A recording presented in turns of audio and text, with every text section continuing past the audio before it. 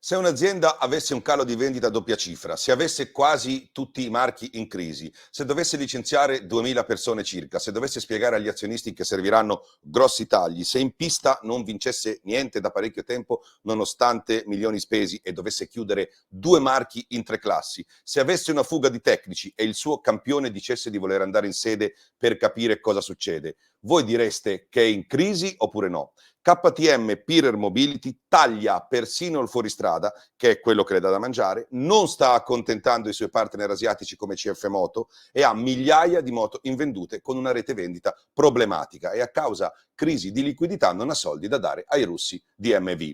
Vi basta per dire che KTM Pirer Mobility è in crisi grave? Lo dicono i risultati in borsa e ve li farò vedere. Vi farò vedere anche come stanno cercando di mascherare la realtà manipolando la comunicazione. Yam, tedesco, diciamo.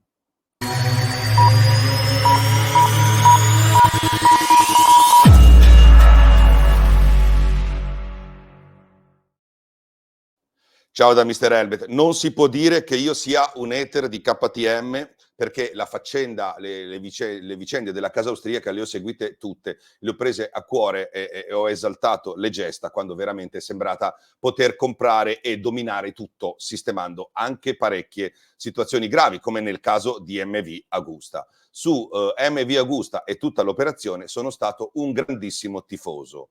Non vi faccio vedere tutti gli articoli e i video che ho fatto, circa 20 negli ultimi anni, perché poi mi dite che sono pesante e avete ragione. È stato un amore non ricambiato il mio, perché KTM non mi ha mai ringraziato per tutti i complimenti che ho fatto e non ha mai risposto alle mie richieste di interviste. Al contrario, mi ha fatto scrivere dagli avvocati per dirmi di smettere di parlare di MV Agusta, o forse lo ha fatto MV, ma poco cambia. La verità è che negli ultimi 2 mesi le situazioni si sono messe male, anche se andava tutto già molto male da prima, con delle azioni da parte di KTM. 2 video ve li voglio segnalare, perché sono molto importanti. Il primo è questo, che parla della situazione molto grave di KTM dal punto di vista aziendale e finanziario. Dentro ci sono tutti i dettagli su perdite, cali di vendite, moto rimaste in stock, licenziamenti, marchi che non funzionano, piani andati male, trovate tutto e sono, diciamo, non sono mie invenzioni, ma documenti della stessa Pirer Mobility nella sua comunicazione agli azionisti. Tutto vero, tutto pubblico, nessuna invenzione. Ecco qui. E alla fine del video vi farò vedere i grafici di una azienda che vive una situazione finanziaria e drammatica. Dovete solo avere pazienza, ok? Poi ci sono altre questioni importanti di cui ho parlato. La chiusura di 2 marchi in MotoGP e il ridimensionamento di un altro progetto. In questo video qui ho raccontato come Pirer Mobility farà sparire del tutto il marchio GasGas in MotoGP e in Moto2 e farà più o meno lo stesso con Husqvarna in Moto2 e in Moto3 da subito.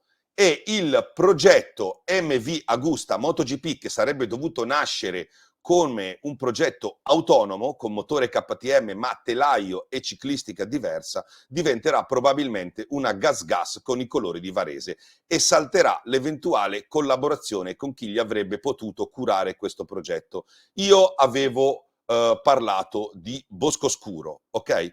Quindi è un super ridimensionamento dovuto ad una situazione molto grave, ok? L'altra rogna è quella dei tecnici in fuga. Se ne va il capo del progetto della MotoGP, il responsabile di tutto il progetto. Fabiano Sterlacchini non ha nostalgia di casa, Sterlacchini, non ha approvato il programma sportivo fatto probabilmente di tagli, riduzioni, ridimensionamenti e scelte strategiche che non gli tornavano punitive per il marchio e per le risorse che avrebbe dovuto avere lui per fare il suo lavoro. E ha detto ciaone a tutti, sbattendo la porta. Trovate tutto qui. Ok? Non è un'invenzione, è spiegato tutto qui, ok? E non è un'invenzione nemmeno il fatto che Acosta deve aver sentito così puzza nel box e ha detto chiaramente di voler andare in fabbrica durante le vacanze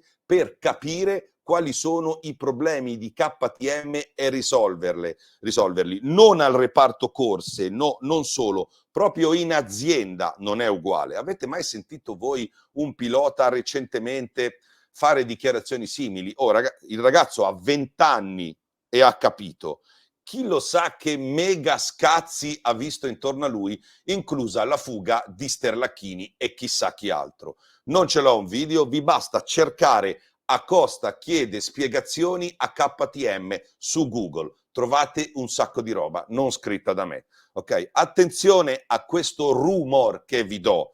Pete Beirer, il capo della MotoGP di KTM, avrebbe detto ai tecnici team manager quanto segue, 2 punti, scordate di spendere i soldi come abbiamo speso tutti gli altri anni, gli unici soldi che spenderemo saranno quelli degli sponsor e quindi di Red Bull. Quindi scordatevi di fare la gara a chi ce l'ha più lungo con Ducati, che era l'obiettivo di qualche anno fa, l'avevano anche detto. Al limite ve lo potete misurare con Aprilia, ok? Aprilia, apro una parentesi, che sta andando molto, molto, molto meglio di KTM, togliendo Acosta. Poi parliamo delle acquisizioni e vi do un altro rumor. Timur Sardarov, ex proprietario di MV Agusta e adesso ridimensionato nel ruolo perché è stato messo in minoranza, chiaramente l'abbiamo detto, seguite tutti gli articoli fatti, dovrebbe ricevere dei soldi che però a livello di flusso cassa non ci sono, ok? Qualche milione. Al russo sarebbero state proposte invece alcune centinaia di moto. Te pagamo in natura, che però nemmeno KTM, che sia impossessata della rete vendita MV e la gestisce, riesce a vendere. Cioè al magnate russo sarebbe stato proposto di vendersele in Russia fra amici, queste moto qui, ok? Ma come compro tutto, facciamo tutto, programmiamo 14.000 moto l'anno e poi manca qualche milione da dare all'ex proprietario e gli proponete delle moto che non le vendete voi, come fa a vendersele lui? Attenzione che MV vuole fare 14.000 moto l'anno, ne abbiamo già parlato nell'altro video, ma di moto ne ha vendute 1.800, ok? Siamo un po' lontani dalle 14.000. Insomma, è una serie di situazioni tutte brutte, tutte insieme, cioè c'erano già, ma i rimedi li stanno prendendo tutti insieme, che rispecchiano pienamente sia le cose dette da Mr. Helmet, sia le cose dette da Pirer ai suoi azionisti. Cioè bisogna aumentare l'efficienza, fare tagli, ridurre i costi e sono stati praticamente, le stanno realizzando nei modi che abbiamo detto sopra, però in modo molto crudele, non si può negare. Tenete conto che persino nell'off-road sono spariti marchi come GasGas, mentre per Husqvarna l'impegno continua nominalmente in Europa, ma ci sono dei tagli, ad esempio non verranno più prodotte, si dice, le moto da strada, quelle motorette piccoline. MX, MX2, ma anche AMA e Supercross tagliati, ragazzi, ok? Marchi spariti.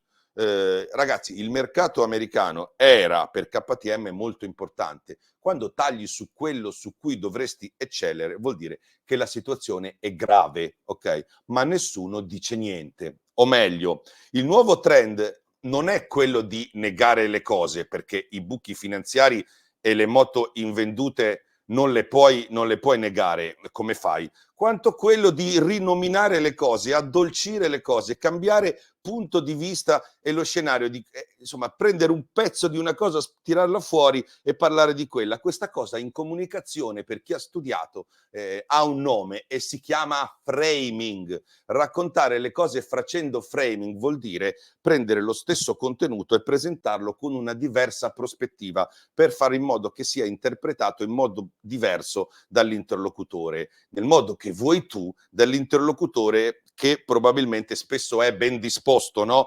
Magari è innamorato di KTM, non vuole vedere le cose brutte, quindi tu gli proponi un aspetto, glielo abbellisci, glielo ingentilisci, glielo rendi meno amaro e diciamo così, il tuo interlocutore vede cose meno brutte, cose brutte come queste, ok? Cose brutte come queste, in cui KTM perde in un anno il 65%, il 65%, ok?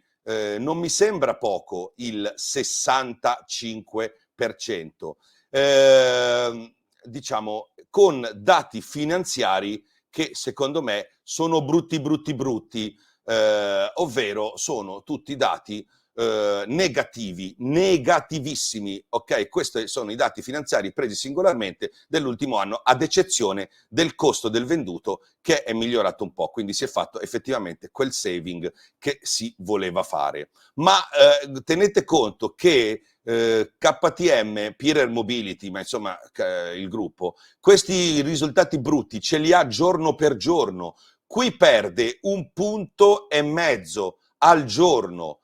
Mi sembra abbastanza grave, ok? Nel caso della, diciamo così, presentazione di un problema con diverse soluzioni, dunque la decisione degli individui viene condizionata dal framing, dove la butti in casino e aggiungi un sacco di dati che non c'entrano niente, ma che sono belli e che fanno quindi sembrare la realtà normale e uguale per tutti, ma non cambiano le cose. Tipo, c'è crisi, ok? Così convinci il tuo pubblico che è quasi tutto normale e fisiologico perché c'è crisi.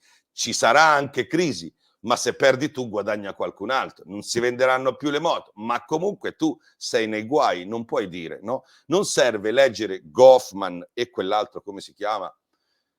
Entman, che sono i due teorici principali, i primi due teorici del framing, per capire che se un'azienda è grande ha sempre qualche bisognoso che gli gira la frittata e gli fa, diciamo così, una comunicazione giusta. Ok, così la chiusura dei marchi che non vendono, cioè proprio l'annullamento totale dei marchi che non vendono, diventa questa cosa qui.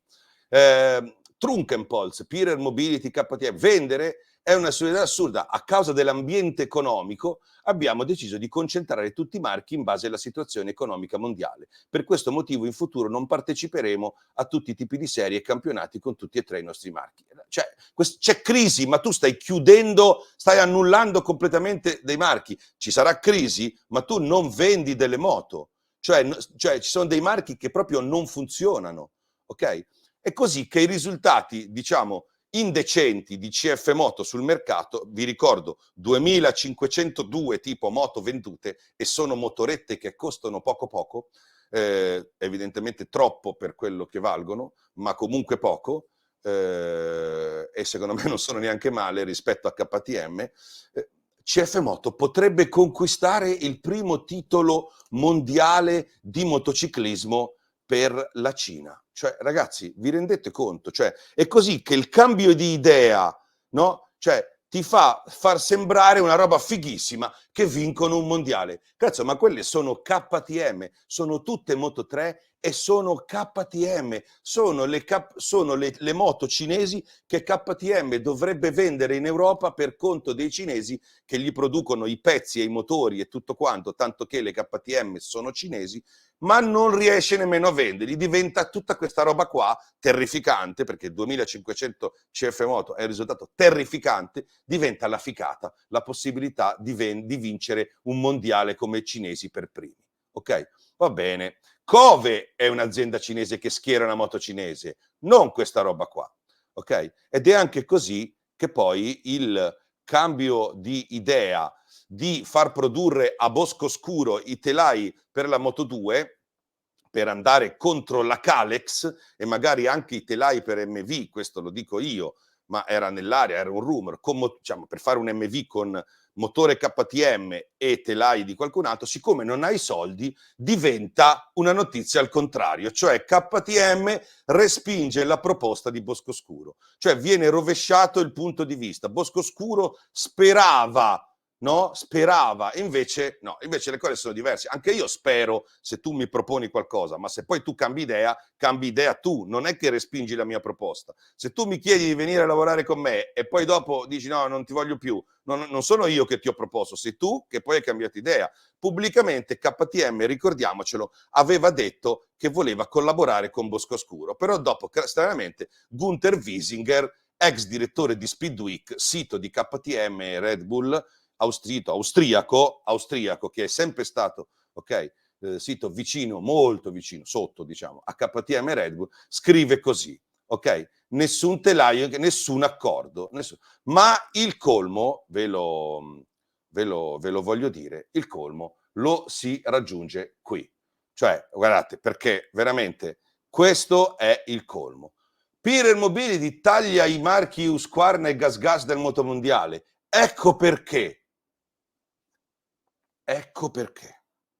Cioè, uno dice, perché ci stanno i soldi? No, anche uno che fa il salumiere, che ha un negozio di verdure. Invece in questo pezzo, postato 20 giorni dopo il mio video, dove facevo vedere tutti i dati, in cui spiegavo che KTM taglia Husqvarna e GasGas, ha delle spiegazioni di pura poesia, nascoste in mezzo a tutta una serie di vicende sportive, una supercazzola di dati inutili e piloti che lasciano KTM. Viene detto che il team Moto2 Intat Liquimoli era chiaro che non sarebbe stato rinnovato per via della mancanza, piena di pubblicità, non si trova manco il pezzo, per la mancanza di, e viene fatto tutto un elenco di non risultati. Scusa, non ho capito. Quindi siccome questi fanno cagare, riassumo, tu chiudi un marchio GasGas. Ma che invenzione è? Li chiudi i marchi perché sei senza soldi e quelle moto non vendono, non perché il team è scarso. Se hai soldi, cambi il team, li mandi a quel paese e ne prendi altri. Non serve fare un elenco di motivazioni. Stessa cosa per il team Husqvarna che in Moto3 negli ultimi anni ha fatto poco. Però quel team era Husqvarna da ben prima. I risultati del team non c'entrano. Se hai soldi, corri con altri. Poi viene spiegato che a causa dei tempi difficili dell'industria delle moto ha dovuto tagliare i costi e ridurre il numero di piloti ufficiali in vari campionati, soprattutto con i marchi Husqvarna e GasGas che l'azienda aveva acquistato. Tutta una pippa di storia inutile nel 2012 e nel 2019. Questo è vero, ok? Questa cosa è vera, è la verità, ma non c'entrano i risultati del team, che li hai scelti tu i team, c'entrano i risultati di GasGas come mercato, di Husqvarna, che sono due film dell'orrore. Non chiudi per concentrarti su KTM, è il contrario, ti concentri su KTM perché devi chiudere due marchi morti, che stanno morendo e che presto dovrai, dico io, penso io, ipotizzo io, probabilmente vendere o chiudere, ok? Questa è la verità. Questo succede perché quando perdi soldi per tanti anni di seguito, gli azionisti ti chiedono di vendere, ti chiedono i soldi, gli azionisti vogliono a fine anno, ogni 2 anni, vogliono i soldi, ok? Poi non è corretto dire che GasGas viene chiusa negli USA perché perdi Prado che passerà in Kawasaki, come stai per perdere anche Liam Everts, come hai fatto con Cairoli, dici che chiudi per questo. Che discorsi sono? Perché se questi vanno via non prendi altri piloti invece di chiudere? Te lo dico io, perché non hai i soldi. Perché tutti questi piloti scappano? Perché non hai i soldi. Quindi questo però Wiesinger non lo dice, ok? Nel pezzo in cui dà delle spiegazioni che non sono spiegazioni. Chiudi perché in America non vendi una GasGas nemmeno per sbaglio e le tue operazioni di fare tutte moto uguali, ok? Tutte moto uguali con marchi diversi sia sul mercato sia sulle corse, non ha, è una cosa che è fallita miseramente. KTM, ve lo faccio vedere, era già in una situazione molto grave come questa, poi si è ripresa con queste iniziative qui per un po', ma poi alla fine queste iniziative non hanno funzionato. Volete vedere? Ecco il grafico di quello che è successo negli ultimi 4 anni, anzi 5 anni e mezzo, meno 53%, meno 53%, ok? Meno 53%. Questo cinema di fare delle iniziative così è partito qua nel 2018, poi c'è stato il Covid, ok, poi ha funzionato per un po' e adesso la gente si è accorta che queste sono, come posso dire, delle cose che non funzionano, ok? Allora, attenzione che in questo tipo di narrazione della realtà troviamo sempre le stesse persone, però la verità è che se tu sei in crisi non è che ti può salvare il tuo sito di moto austriaco o gli ex giornalisti del tuo sito austriaco che adesso scrivono su altri siti, così mo c'hai 2 o 3 siti, ok? Come accade con le persone che abbiamo visto prima.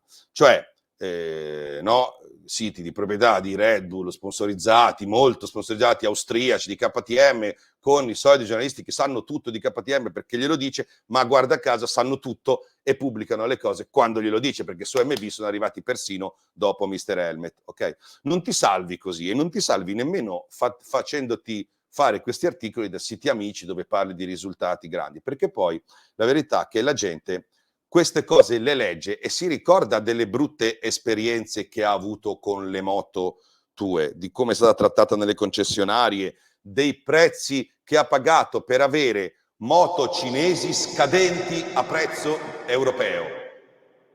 E non voglio insultare i cinesi perché ci sono sempre più moto cinesi fatte bene a prezzo accettabile, comprese le CF Moto che per il prezzo che viene chiesto alla fine sono anche meglio di certe moto europee, incluso il KTM.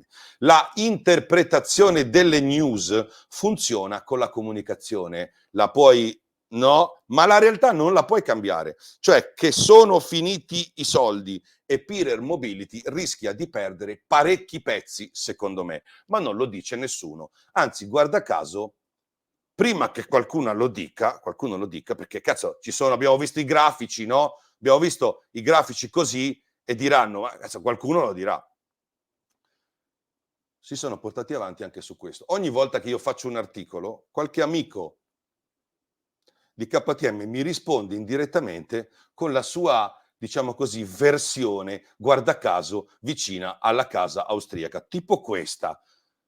Gas in vendita. Ma è un'assurdità assoluta. A causa dell'ambiente economico, sempre questa cosa copiata, ambiente economico, tradotta con Google Translate, una roba. Abbiamo dovuto, insomma, la solita roba, c'è crisi. Ok, vengono mostrati in questo articolo gli stessi numeri che ho mostrato io, ok, nel mio pezzo, parlando di però si parla di fatturato record, ma non che c'hai dei debiti esagerati e una redditività bassissima, e i costi troppo alti, i licenziamenti in arrivo. Cioè, come la foto che vi ho fatto io, ma senza la parte rossa. Se il gruppo Pirer, domando, è questa corazzata, perché saltano circa una decina di campionati così di colpo, addirittura anche nel fuoristrada? Come vengono contestate queste voci di vendita? Ve lo dico io, una roba comica, e c'è scritto, abbiamo assunto 4 piloti per vincere il mondiale MotoGP. Ma scusate, ma questo cosa c'entra con le difficoltà che hai? È vero che stai a fallire? No, abbiamo assunto 4 piloti per vincere il campionato MotoGP. Ma cosa? Cosa vuol dire? Cosa c'entra con le difficoltà finanziarie? KTM non vincerà niente, neanche quest'anno, ve lo dico io, e rischia di dover rinunciare a qualche marchio per sanare la situazione. Questa è la mia opinione, Questa è la mia opinione. Di vero ci sono i grafici. Chissà come verrà fatta passare una cosa del genere quando succederà, ok? Ricordatevi del framing in comunicazione e ricordatevi, se questo tipo di lavoro vi piace, visto che è anche pericoloso, di supportare Mr. Helmet. Ciao a tutti, un bacio e tanti auguri, in bocca al lupo a Pirer Mobility. Però è la realtà.